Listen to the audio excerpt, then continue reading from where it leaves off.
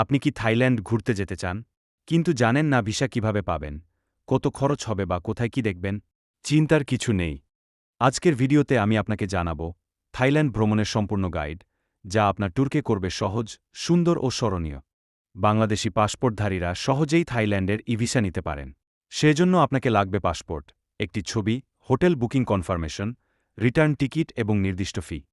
থাইল্যান্ডের ই-ভিসা ফি সাধারণত আপনার ক্রেডিট কার্ড দিয়ে করলে ৫,১৫০ টাকা নেবে, কিন্তু আপনি যদি কোনো এজেন্টের মাধ্যমে আবেদন করেন, তবে সেক্ষেত্রে এজেন্টকে আরও ৫ টাকা অথবা ১,০০০ টাকা প্রসেসিং ফি দিতে হবে। ঢাকা থেকে ব্যাংককের সরাসরি ফ্লাইট পাওয়া যায় Biman Bangladesh, Thai Airways, US Bangla Airlines, Air Asia ও অন্যান্য এয়ারলাইন্সে।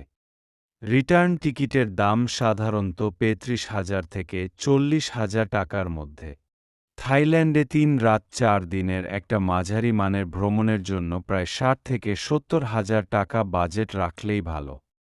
থাইল্যান্ডে ঘোরার জায়গার কোনো শেষ নেই।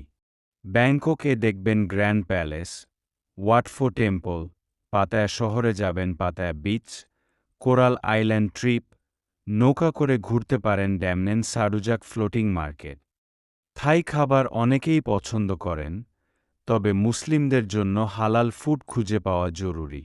ব্যাংকক ও পাতায়ায় অনেক হালাল রেস্টুরেন্ট আছে, যেমন ওসমান দেয়, ইয়েনে রেস্টুরেন্ট।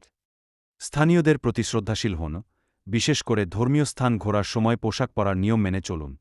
সবসময় পাসপোর্টের কপি রাখুন। মোবাইলে গ্রেব অ্যাপ ইনস্টল করে নিন, এটি উবারের মতো রাইড সার্ভিস। দরকারি মুদ্রা ব্যাংকক এয়ারপোর্টেই পরিবর্তন করে নিন। হোটেল বুকিংয়ের জন্য এগোডা ও বুকিং.com সেরা চয়েস। থাইল্যান্ড শুধু একটা জায়গা নয়, এটা একটা অভিজ্ঞতা।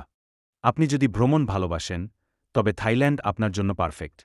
ভিডিওটি ভালো লাগলে লাইক দিন, আর যদি মালয়েশিয়া বা সিঙ্গাপুর নিয়ে জানতে চান, কমেন্ট করে জানান। পরবর্তী ভিডিওতে দেখা হবে, ততদিন ভালো থাকুন।